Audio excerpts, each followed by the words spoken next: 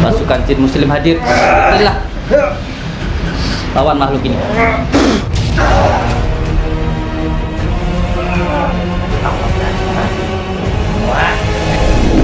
Tarik ke atas. Patahkan kakinya ini.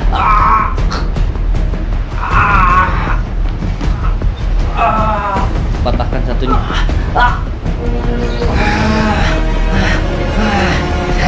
Patahkan kedua tangannya ini.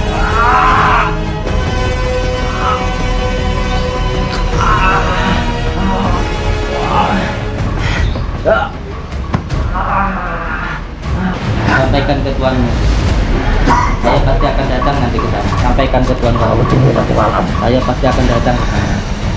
Tidak perlu datang ke sini, saya pasti akan datang ke sana. Selama saya masih hidup, saya datangi tempat ini. Sampaikan ke tuanmu, suruh tunggu di rumah, suruh tunggu di tempatnya. Salah saya kemarin.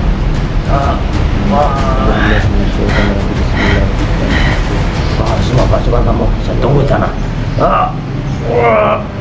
Kenapa kamu bergaya? Karena kamu punya tanduk ini. Jangan. Kamu merasa hebat karena punya tanduk bisa merosot parkiran di tempat ini. Iya. Merasa hebat kamu. Jangan patahkan tanduk saya.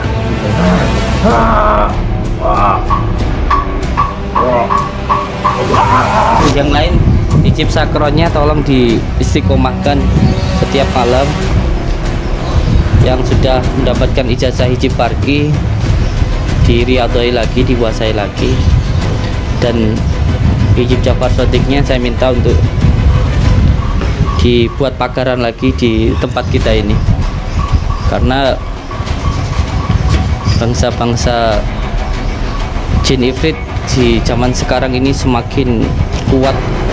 Kekuatan mereka semakin kuat karena tingkah laku dari umat sendiri yang membuat jagat ini semakin mendekati hari kiamat.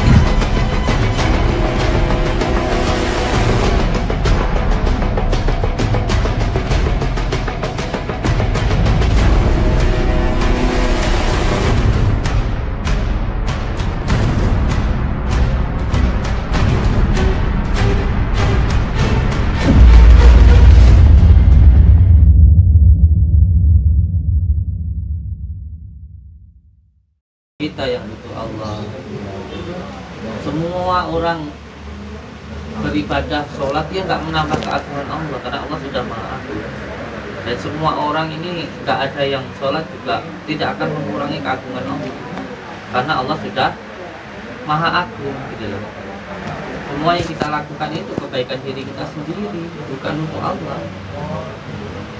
Semua yang kita lakukan yang baik-baik yang untuk diri kita nggak melakukan yang buruk-buruk, main, judi, wanita dan sebagainya, itu juga untuk kebaikan diri kita sendiri, bukan untuk Allah. Jadi ya lakukanlah dengan senang hati, dengan ikhlas gitu.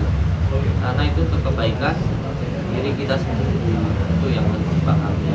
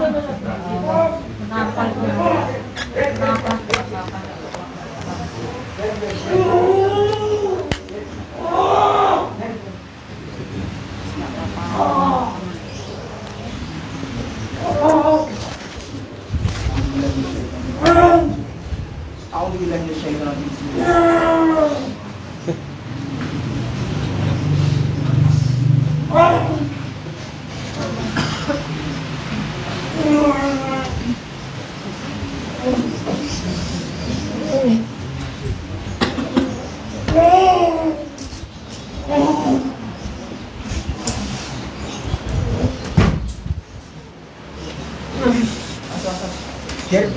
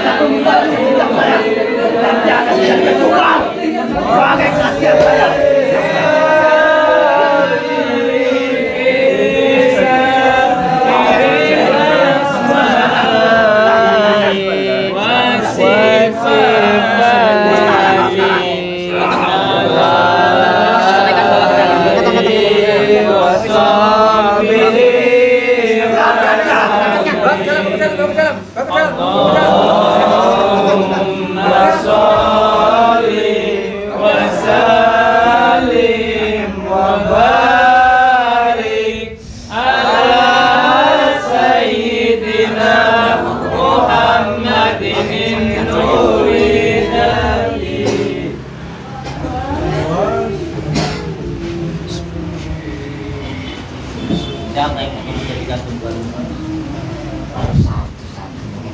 Pak.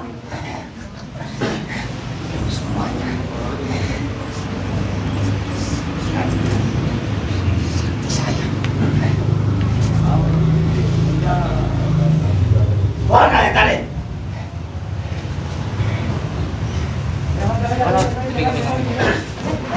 Awas. Kalau mau nyerang saya, jangan nyerang santri saya. Kalau mau nyerang saya. Dulu. Ah, selamat saya.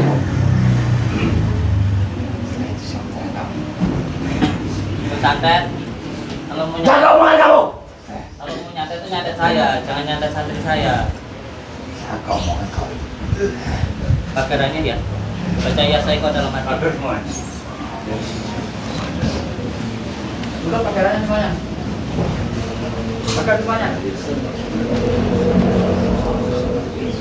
Kamu mau bawa santri saya? Ya. Saya. Bawa saya saja, jangan bawa santri saya. Apa kesaktian saya?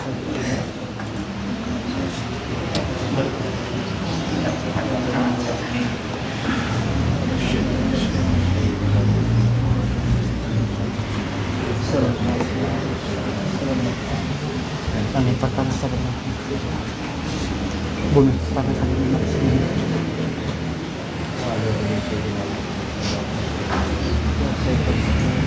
Belakang ya, belakang.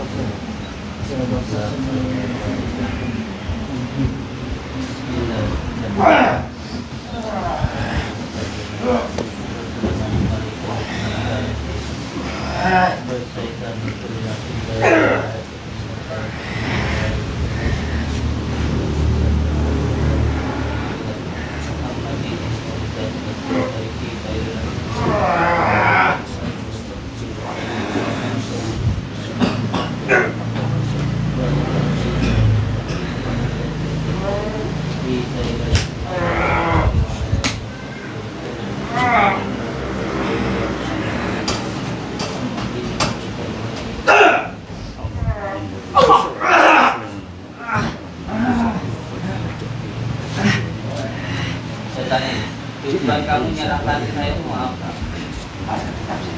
Dan satu kau jaga tumbal. Kesaktian saya. Urusan kamu kan sama saya, bukan sama santri. Salah satu-satu saya bunuh. Dari tumbal, saya belum beramal. Saya akan tetap datang sini. Asyhadu an la ilaha illallah wa asyhadu anna Muhammadar Rasulullah.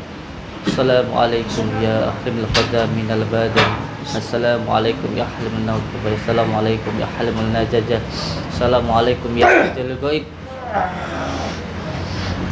Agisni wa ajil biha di qadai hajat wa yaqdi al hajat wa yaqdi al hajat.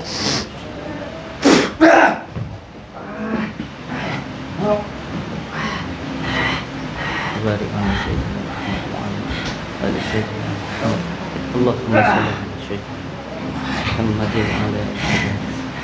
Bismillah. Assalamualaikum ya ridal. Assalamualaikum ya ahlimun najajah. Assalamualaikum ya ahlimun najajah.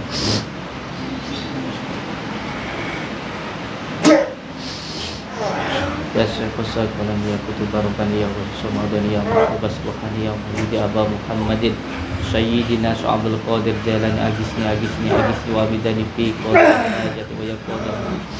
Assalamualaikum ya pasukan jin muslim hadir. Bismillah. Lawan makhluk ini.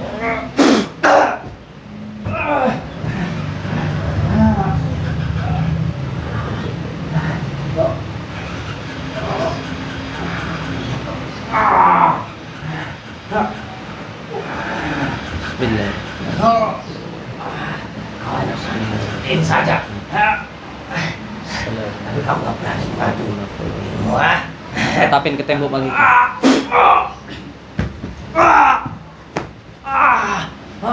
Tarik ke atas.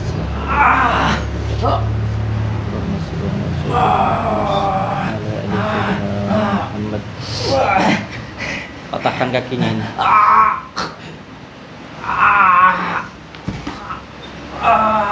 Patahkan satunya.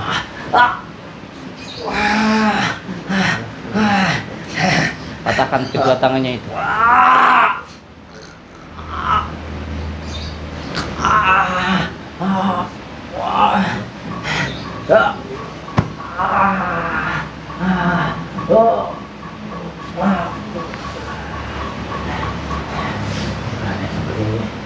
Sampaikan ke tuanmu. Saya pasti akan datang nanti ke sana. Sampaikan ke tuan kamu. Tunggu nanti malam. Saya pasti akan datang ke sana. Nggak perlu datang ke sini. Saya pasti akan datang ke sana. Selama saya masih hidup, saya datangi tempatnya. Sampaikan ke tuanmu. Suruh tunggu di rumah. Suruh tunggu di tempatnya. Untuk kalah saya kemarin.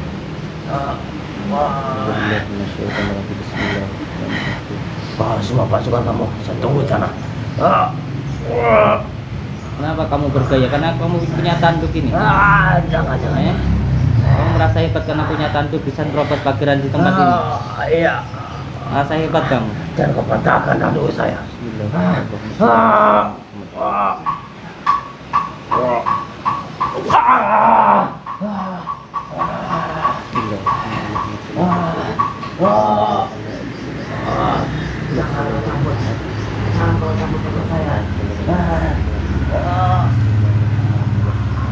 Jangan cabut telepon saya. Sudah berapa tahun kamu bisa tersikap seperti ini? Berapa tahun kamu?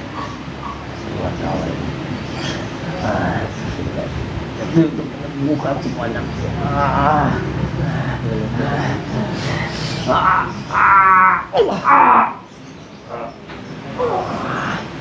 Sampaikan ke tuan kamu sekarang. Pulang sana, sampaikan ke tuan kamu. Saya akan tetap datang ke sana nanti. Tidak perlu datang ke sini, nanti saya ke sana.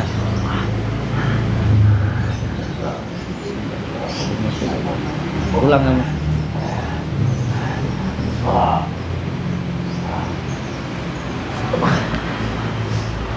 Yang lain pagaran ya. Yang lain dipagari. Jangan ada yang kosong ya. Jangan ada yang kosong pikirannya.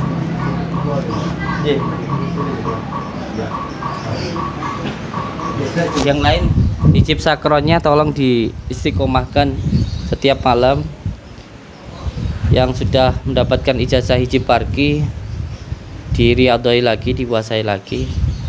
Dan hijib Ja'far Shadiqnya saya minta untuk dibuat pagaran lagi di tempat kita ini, karena bangsa-bangsa jin ifrit di zaman sekarang ini semakin kuat, kekuatan mereka semakin kuat karena tingkah laku dari umat sendiri yang membuat jagat ini semakin mendekati hari kiamat. Sebenarnya jagat ini nggak akan kiamat selagi umat ini masih taat. Teman, saat ini kita ketahui kalau kelakuan kita ini sudah bukan seperti manusia lagi, sudah seperti binatang. Jadi hawa nafsu yang sudah mengendalikan pikiran, bukan pikiran lagi yang mengendalikan hawa nafsu. Padahal ketika kita dikatakan sebagai manusia yang sempurna itu bukan sempurna apa adanya, sempurna karena kita sempurnakan, sempurna karena akal kita mampu mengendalikan hawa nafsu. Karena kita ini selain diberikan akal juga diberikan nafsu. Kalau malaikat hanya diberikan akal tetapi tidak diberikan nafsu, sedangkan hewan hanya diberikan nafsu tapi tidak diberikan akal. Sedangkan kita punya akal dan juga punya nafsu.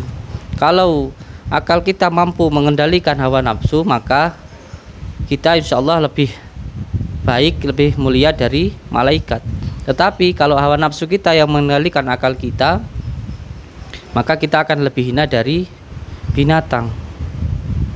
Oleh sebab itu saya minta untuk santri untuk menekan nafsu ini, kan nafsu tidak akan bisa hilang, nafsu hanya bisa dikendalikan. Lalu bagaimana supaya kita mampu untuk menekan hawa nafsu, nafsu lawamah, supiyah, amarah yang ada di dalam diri kita? Tentunya ketika ingin batin kita hidup, maka kita harus menekan dohiriyah kita. Jika dohir kita kuat, maka batinnya lemah. Jika ingin batinnya kuat, maka dohirnya harus lemah. Lalu bagaimana untuk melemahkan dohir?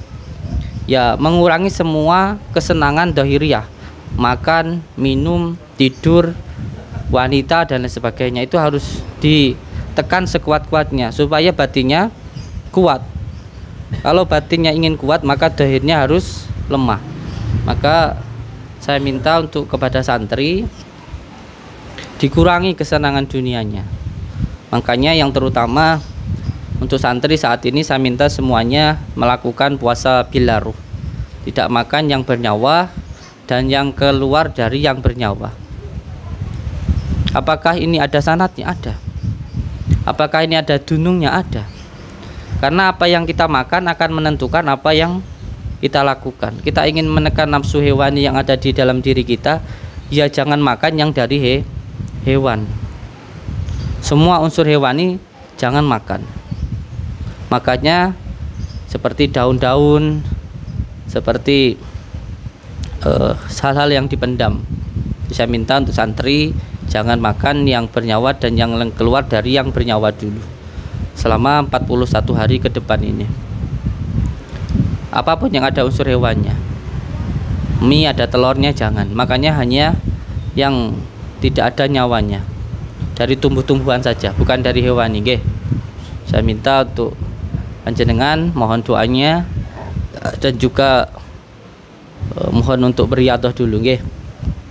Untuk semuanya supaya tidak terjadi hal-hal yang tidak diinginkan. Dan saya minta juga kita semuanya harus menjaga kesatuan dan persatuan kita. Jangan mau untuk diadu domba. Karena fitnah dajjal di akhir zaman ini ialah mengadu domba, membuat seseorang saling membenci, pada akhirnya saling berperang sesama saudara. Ini nanti kalau seluruh negara sudah berperang dan hancur, ini nanti dajjal akan muncul. Dan yang tidak bisa dihancurkan hanya Mekah dan Madinah. Tetapi selama kita masih memegang persatuan dan kesatuan, mencintai negara, maka dajjal ini nggak akan muncul. Oleh sebab itu tanamkan cinta negara yang paling utama. Jangan sampai kita dibentur-benturkan antara negara dan agama. Ini perlu sekali saya sampaikan. Dajjal nggak akan muncul sebelum negara-negara Islam, terutama kita ini yang hampir 70% penduduknya Muslim, jangan sampai diadu domba antara negara dan agama. Jangan sampai. Apapun itu, apabila ada ceramah yang menghasut kebencian kita kepada negara, jangan diikuti. Walaupun yang dipakai entah itu hadis ataupun Al-Quran, hati-hati di situ. Jika ada ceramah-ceramah yang isinya kebencian, adu domba, jangan didengarkan, jangan diikuti. Apapun itu, kalau membuat hati sampean semakin benci dengan alasan apapun, jangan diikuti, nggih. Jangan diikuti. Semoga saja kita semuanya selalu dalam lindungan Allah dan juga selalu dalam ridha Allah dan mendapatkan petunjuk dari Allah. Dan untuk semua saudaraku, anak-anakku semuanya, belajar agama, ilmu harus diterima dengan hati, jangan diterima dengan nafsu. Kalau diterima dengan nafsu, adanya hanya menuhankan diri kita, bukan menuhankan Allah. Nanti panjenengan ketika mendengar suatu hal yang kira-kira itu dikira baik, Allahu Akbar sambil bawa bom, itu panjenengan berarti menuhankan diri panjenengan, bukan menuhankan Allah. Kalau menuhankan Allah ketika menyebut Allahu Akbar, Allah itu maha besar, diri kita itu kecil, tidak ada apa-apa dan tidak bisa berbuat apa-apa, lalu tidak bisa semena-mena, begitu, nggih. Ini perlu untuk dipahami supaya panjenengan semuanya tidak menjadi seperti orang yang buta lalu menganggap semuanya itu benar.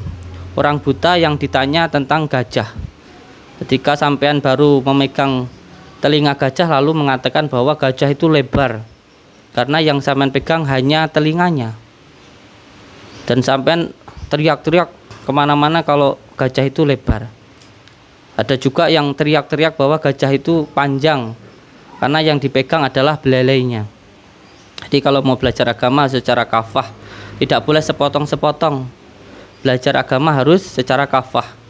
Nanti mendengar hadis atau firman Allah, kalau ketemu sama orang kafir harus dibunuh, lalu di jalan bunuh orang. Padahal di situ ada asbabun nuzulnya. Ada ceritanya ketika firman itu turun, boleh membunuh kalau kita dibunuh. Bukan orang lagi makan, orang lagi tidur dibunuh. Itu apa itu? Bahkan ada ancaman Allah, siapa yang membunuh orang kafir yang tidak memerangi kita, maka haram hukumnya untuk masuk ke dalam surga. Ini hati-hati sekali. Hati-hati sekali, perlu untuk dipahami secara mendalam, nggih. Kenapa ini saya sampaikan? Karena di akhir zaman seperti ini banyak orang yang pintar tetapi tidak benar. Hati-hati sekali. Pintar tetapi tidak benar. Hati-hati sekali nih, nggih. Semoga kita semuanya bisa menjalankan sunnah-sunnah seperti yang dianjurkan baginda Rasulullah SAW. Baginda Rasulullah diutus di muka bumi ini tidak lain ialah untuk memperbaiki adab. Itu yang paling utama.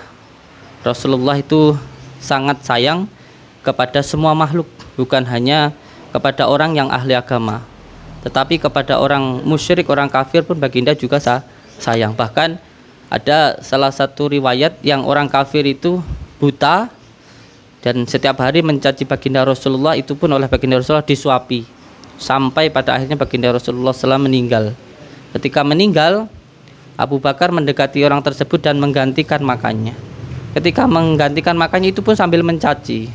Nah, ketika itu Abu Bakar tidak tahan, lalu mengatakan bahwa yang selama ini menyuapi panjenengan itu yang sampai caci itu. Ketika tahu hal itu langsung masuk Islam. Nah, inilah kelebihan dari baginda Rasulullah. Ketika dicaci, beliau mendoakan, berbuat baik. Tidak pernah ketika dicaci lalu membalas mencaci. Jadi orang yang paling kuat itu bukan yang mengalahkan musuh-musuhnya. Orang yang paling kuat itu yang tidak bisa dimusuhi. Kalau sampean, terutama mohon maaf bapak-bapak yang sudah punya istri, kalau istrinya sampean ngomel kok sampean teng naik marah, berarti sampean masih lemah. Tapi kalau istrinya sampean marah, sampean senyum bisa meluk, itu baru sampean kuat, nggih. Jadi yang kuat itu orang yang mampu mengalahkan hawa nafsunya, mengendalikan hawa nafsunya. Nggih, saya ucapkan terima kasih. Wabillahi taufik wal hidayah. Wassalamualaikum warahmatullahi wabarakatuh.